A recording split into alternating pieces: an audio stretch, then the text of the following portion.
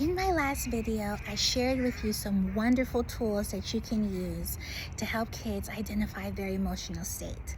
Okay, and I said during your emotion check-in, have visuals, okay? Make them colorful, make them fun, laminate them, okay? Have a laminator at home because it does cost more over time. Make your materials using those wonderful tools. This is made on Canva and this is based on neuroscience research, upstairs and downstairs brain.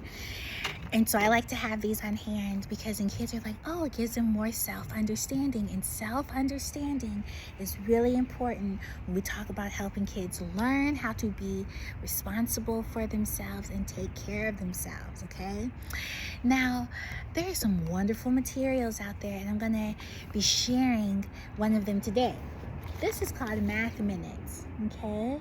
And it was published through the Creative Teaching Press back in 2002, okay? So over 20 years ago, I'm finding that so many of the materials I enjoy using were developed 20, 30 years ago. And so what we're seeing now is an expansion off of what's already been developed. And this book was written by Angela Higgs. Okay, so thank you, Andrea, for your wonderful work, or Andrea, thank you for your wonderful work. Now, when we talk about Math Minutes, this is a great way to help kids build their muscle for doing hard things. I personally enjoy using math to help kids build their muscle. I teach writers and math workshop, and I actually enjoy math a little bit more because it's a way for me to get stronger in an area that I always made myself I can't do this, I'm too stupid, right?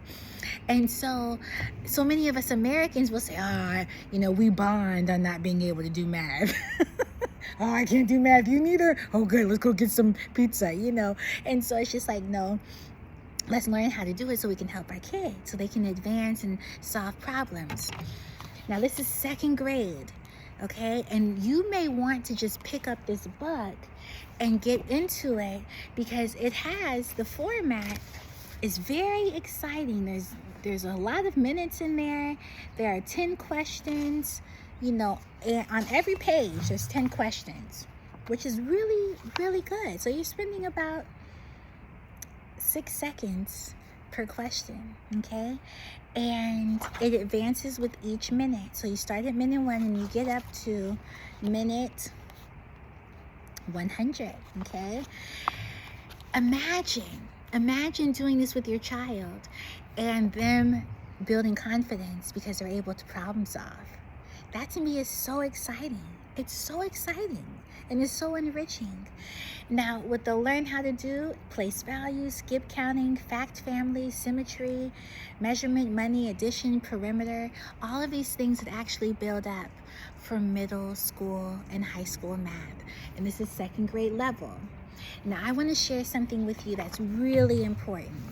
When you have books like this and you're using them with children who are older, let's say you have third graders, I'll push it a little bit. Maybe you have fifth graders, seventh graders, eighth graders who have lost time learning because of what has happened over the last 5 years, because of the pandemic. Children have lost opportunities to learn, and that's a fact. Cognition has been impacted by the pandemic. Attention, memory, perceptions, visual reaction time, hand-eye coordination, spatial awareness. These are cognitive abilities, including emotional regulation, that have research has shown with tens of thousands of kids, these skills have gone down. So me as a kid's life coach, definitely building up those skills. But if I have a group of kids who are older, I will not have this book in the room. I will not have this book in the room. If I do, I will cover the book. The reason why I'll cover the book is because I don't want them to feel embarrassed. I don't want them to feel embarrassed. Embarrassed, an uncomfortable emotion. And I said in my last video, uncomfortable emotions can be comfortable for certain people. They live there, right? And I said, one of my 11-year-olds, he said, I like feeling these things. I said, oh, be careful about that, okay? And so if a child sees that they're in 7th grade or they're in 5th grade and there's a 2nd grade book and you're saying, well, I'm using this with you all, they may feel, what, embarrassed, okay? That's an uncomfortable. I can call it cloudy, unpleasant. Maybe comfortable for them because they spend a lot of time feeling that emotion. Then when you go into it, it says ashamed, excluded, and guilty. Now, the child, why would you feel guilty?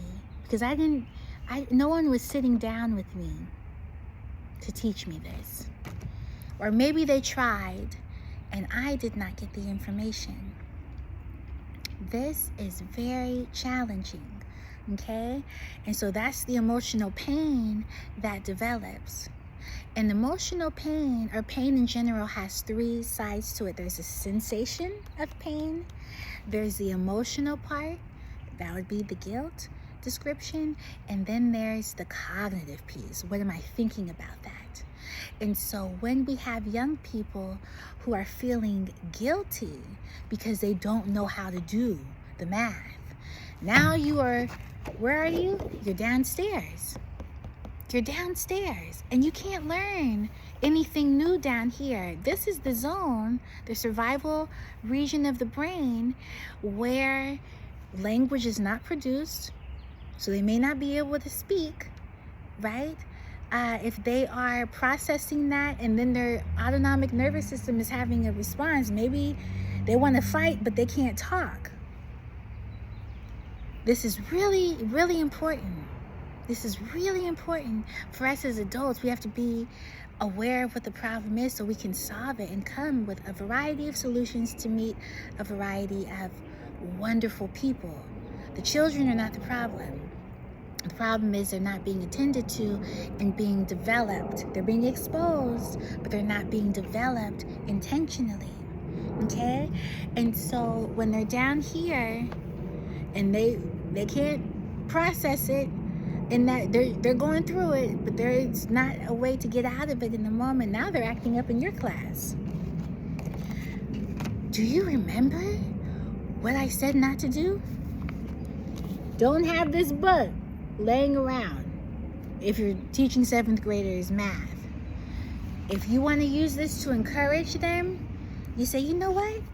These are some fun exercises that you all can use to build your skills. Cover the book. Just simply cover the book, but don't leave the cover out, because when they see that, they're going to feel some type of way, okay? And then you get into the math minute. Have your copies. Okay, wait, let me check. It says, can you copy this? You should be able to copy this. Sometimes you can't make any copies. So it says reproduction of these materials for an entire school is strictly prohibited. Okay, reproduction of activities for any manner for use in the classroom and not for commercial sale is permissible. So you can use these in the classroom, but you can't copy them for the entire school or for a school system. Okay, so for classroom use only. And you photocopy it. You say, okay, we're going to do our math minutes, and this is just we're doing some things that we are familiar with, we've been exposed to, so we can get ready to go to the next level. Language is very powerful. You see how I said that? We're doing something that you're familiar with so you can go to the next level. Child may say, well, I don't know this. Okay, show me what you know.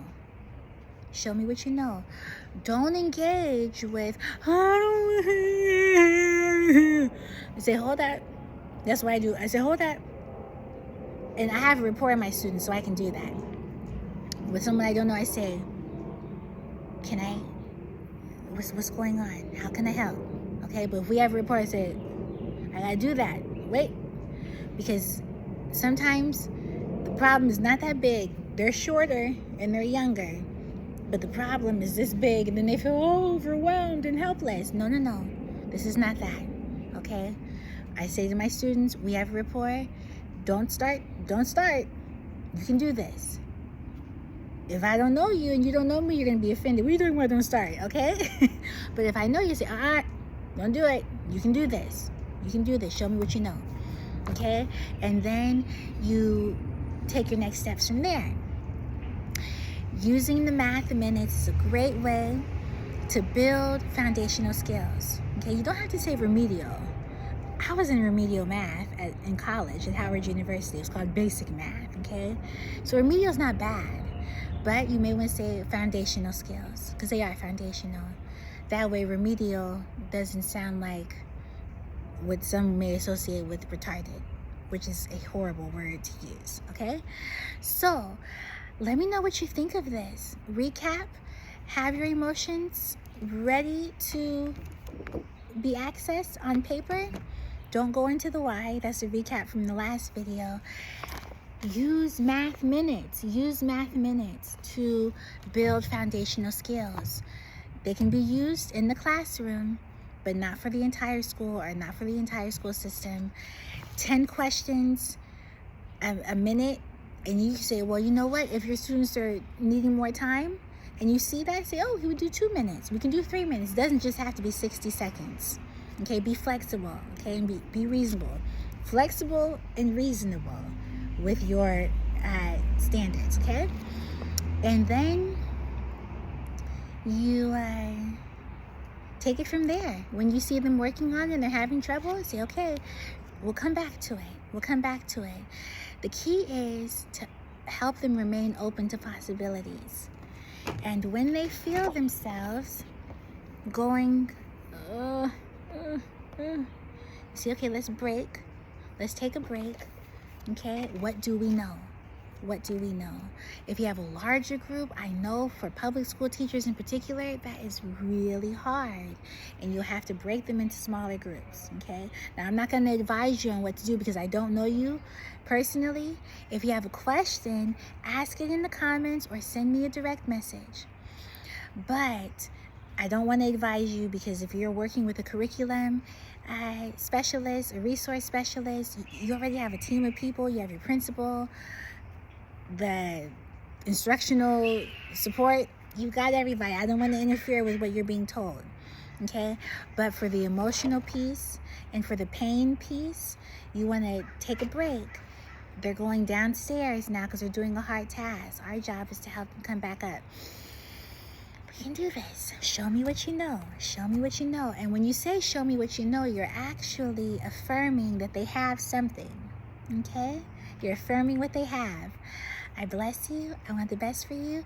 Let me know what you think, and I'll see you in the next video.